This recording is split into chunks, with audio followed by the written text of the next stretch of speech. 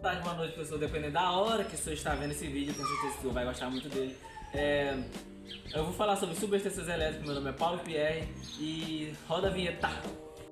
Eu falarei do tema o que é uma subestação elétrica. Como eu falei antes, nós vamos falar como é que ela foi criada, onde é que ela existe e o que ela funciona. Bom, o que é uma subestação elétrica? É uma instalação elétrica, uma subestação elétrica é uma instalação que faz parte do sistema de transmissão e distribuição de uma energia elétrica. Ela é responsável por transformar a tensão de energia elétrica gerada a uma usina de geração para uma tensão mais alta, adequada para uma transmissão e posteriormente para uma tensão mais baixa, adequada para o consumo. Bom, falei sobre as funções dela, né? As funções básicas.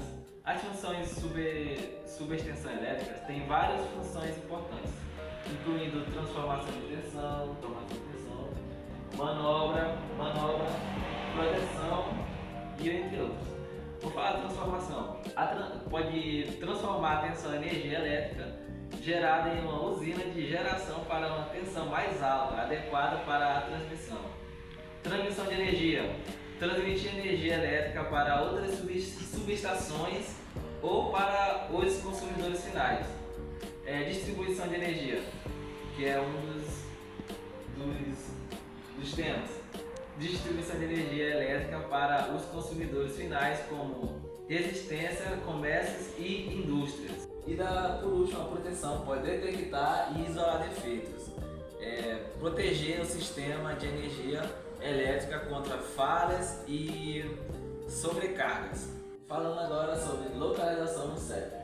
As substâncias são presentes em todas as etapas dos sistemas elétricos de potência: geração, transmissão e distribuição. Geração: subestação elevadora localizada na saída das usinas, elevar a tensão para reduzir perigos na transmissão, diminuir a sensação dos condutores. E agora a transmissão: subestação de manobra e rebaixadora, interliga linhas de mesmo nível de tensão, aumenta a confiabilidade e flexibilidade operativa do sistema. Distribuição, subestação de distribuição, reduz a tensão para níveis seguros de distribuição. Bom, agora a classificação por função.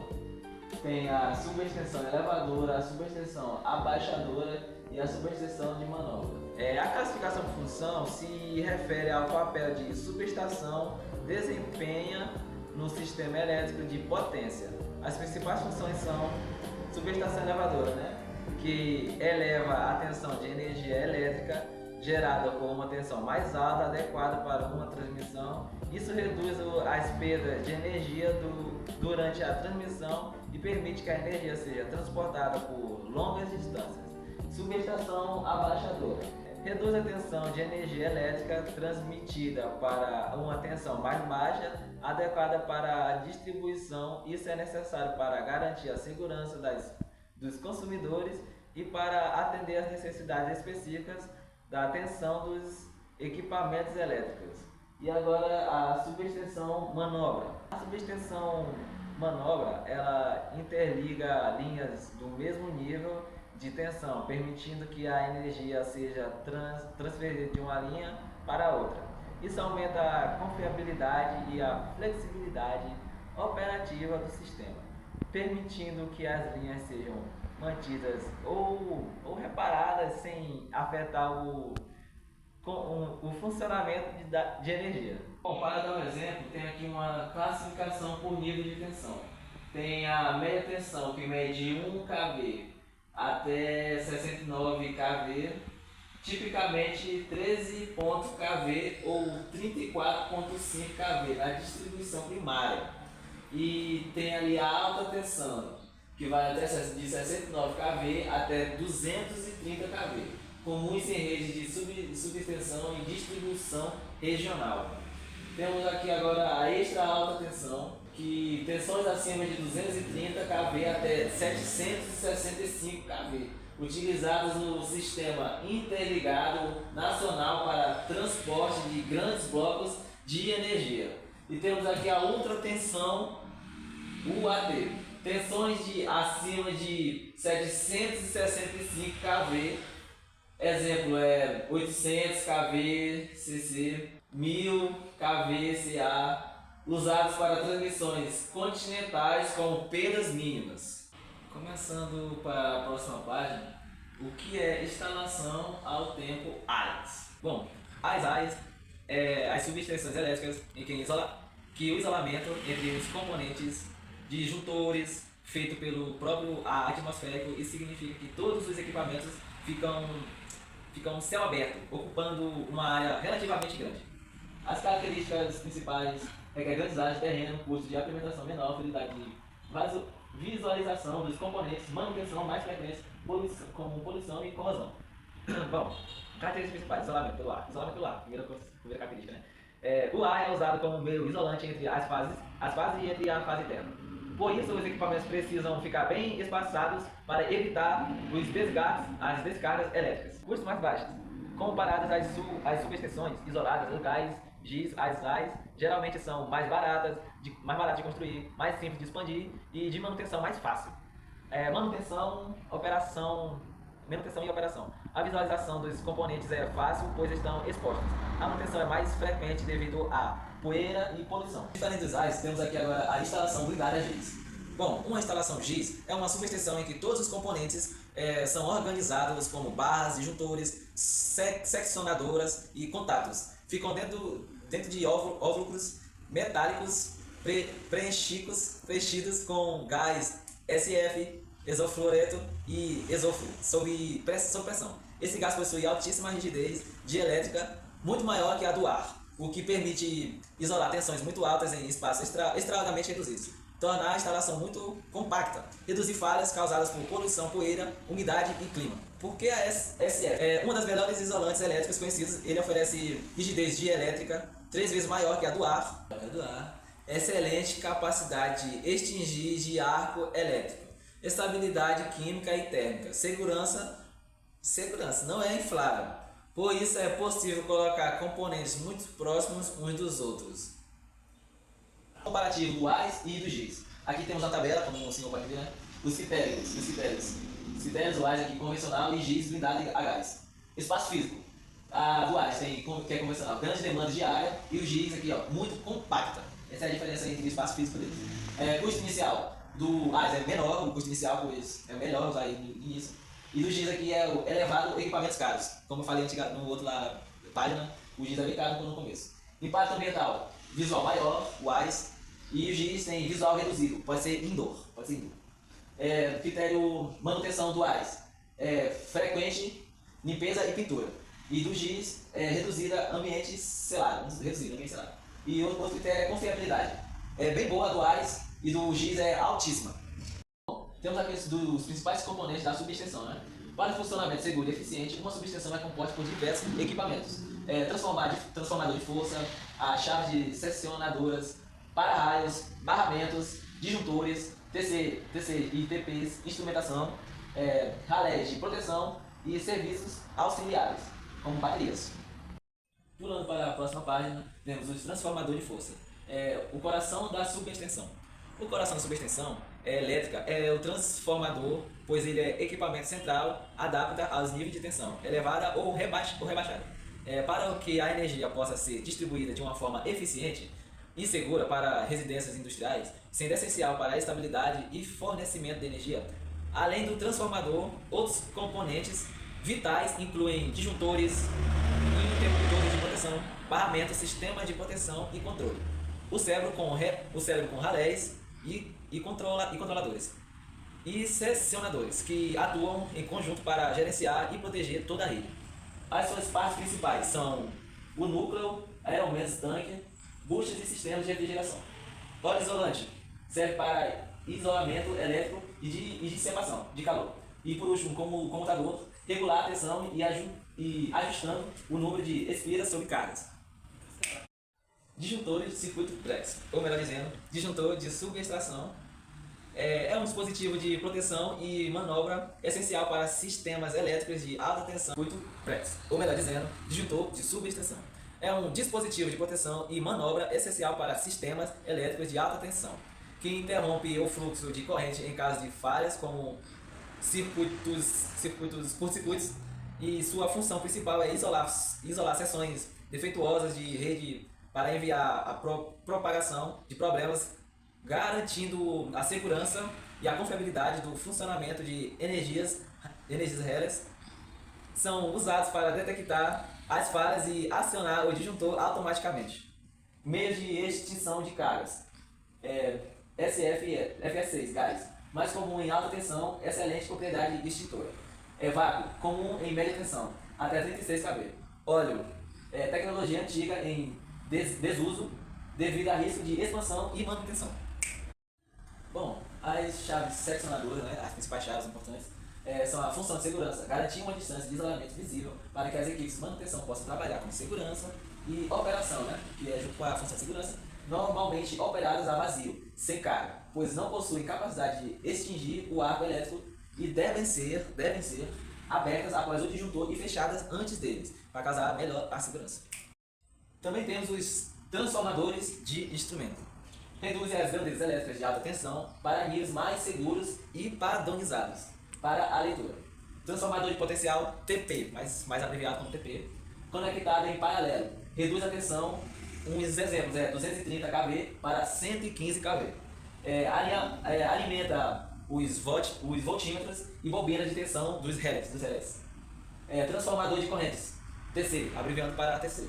Conectando em série, reduz a corrente, como exemplo, 1000 amperes para 5 amperes. Alimenta os perímetros e as bobinas de corrente dos relés. Na subextensão. Bom, paradas na subextensão são dispositivos de proteção essenciais para proteger equipamentos críticos, como transformadores e disjuntores, contra superextensões causadas por raios ou manobras. Eles funcionam desviando a superextensão para o sistema de aterramento, limitando a tensão que cargas ou equipamentos a um nível suportável e prevenindo danos. Como funciona? Modo normal dos para-raios, né? Em condições normais de operação, para-raios agem como um isolador, bloqueando a passagem da corrente do sistema. Modo sobretensão, outro como funciona, né? Quando uma sobretensão, como de um ralo, ocorre para-raios, se torna condutor, fornecendo um caminho de baixa independência para a Terra. Outro exemplo é proteção. Ele corta o pico da onda de sobretensão, deixando passar apenas uma fração suportável pelo equipamento da subextensão, como transformadores e disjuntores. Desligamento automático. Após a subextensão, o para-raios ele retorna a um estado isolante. Algum modelo podem ter um desligamento automático para desconectar circuitos em caso de falha e evitar danos maiores. Também temos os arranjos de barramento. Arranjos de barramento em subextensões elétricas são configurações de chaves, disjuntores que determinam como a energia é coletada e distribuída, visando confiabilidade, flexibilidade e continuidade do funcionamento.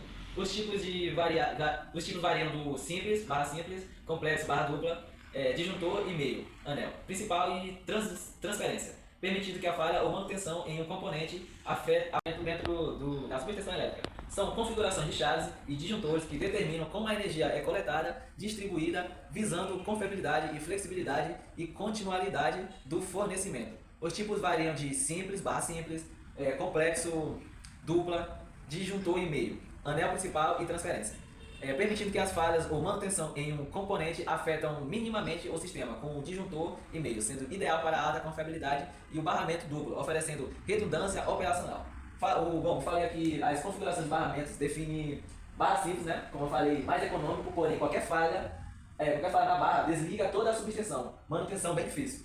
Barra principal e transferência, permite manutenção no disjuntor sem interromper o fornecimento, usando o disjuntor de transferência. Barra dupla, ou disjuntor duplo, altíssima confiabilidade e mais custo muito elevado, os custos são bem elevados. Disjuntor e meio, ou melhor compromisso para o EAT, extra alta tensão, que significa falha em um barramento, não desliga os circuitos. Bom, agora proteção e controles em subestações elétricas. É um sistema essencial que usa relés inteligentes e automação para detectar falhas e isolar equipamentos defeituosos e gerenciar o fluxo de energia, garantindo segurança, estabilidade e eficiência de rede elétrica através de monitoramento, comando de ações automáticas ou remotas, seguindo normas como IEC 61850 para uma operação otimizada e centralizada. Bom, tá aqui o cérebro da subestação. Relés de proteção. Microprocessadores que analisam os sinais do TC e do TP e comandam a abertura dos disjuntores em milissegundos. Tem lá o SCADA, sistema que permite os operadores monitorar e controlar subestações remotamente a partir de um centro operacional. Também temos a malha de terra de segurança em uma subestação. É um sistema de cabos e redes interligados no solo que cria um caminho de baixa resistência para dissipar correntes de falha, raios e sobrecargas, essencial para a segurança de pessoas, protegendo contra choques de passo e toque, e equipamentos garantindo a estabilidade operacional e o bom funcionamento da subextensão, conforme as normas como NBR 15.751 da ABNT. As suas funções são garantir o funcionamento do dispositivo de proteção, escoar correntes de curto-circuito e descargas atmosféricas, segurança humana, controlar as tensões de passo e de toque para enviar choques fatais durante as falhas. Agora vamos falar sobre o futuro, subestações digitais.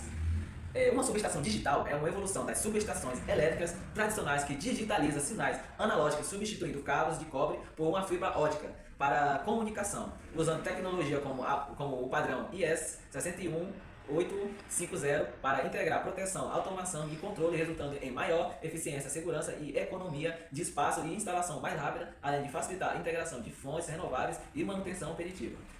A norma IEC 61850 são, que eu falei, né? Padronização global para a comunicação de dispositivos inteligentes, garantindo a interoperabilidade.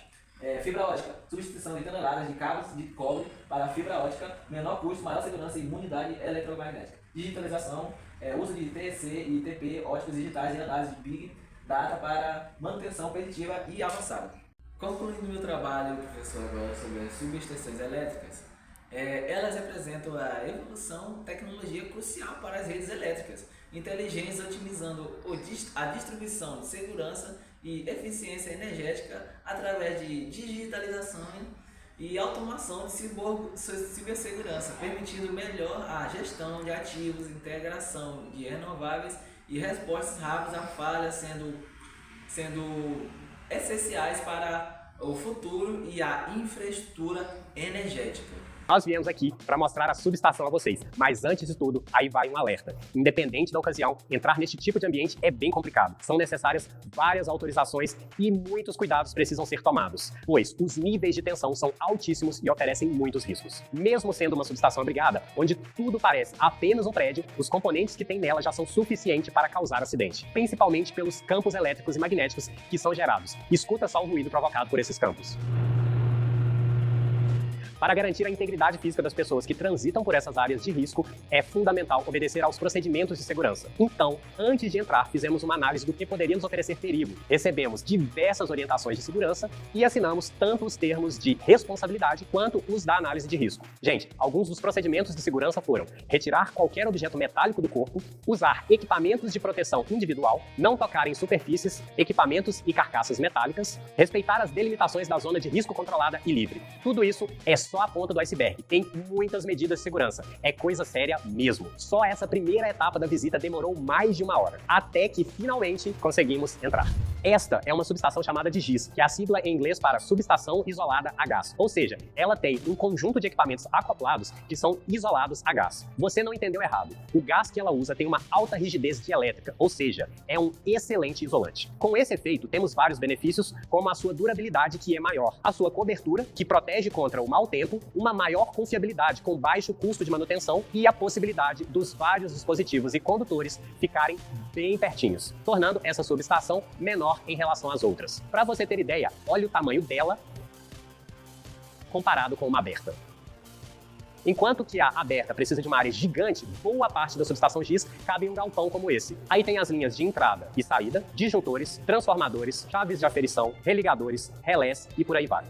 E tem um detalhe, a capacidade dela é de 80 MVA, enquanto a grandona é de apenas 50 MVA. Um bom motivo para a subestação aberta ser tão grande é o seu isolante ser o ar, porque ele não é tão bom quanto o gás, sem contar que a sua resistência varia muito de acordo com as condições climáticas. Por causa disso, ela precisa de um espaço muito maior entre os componentes, e os riscos são ainda maiores.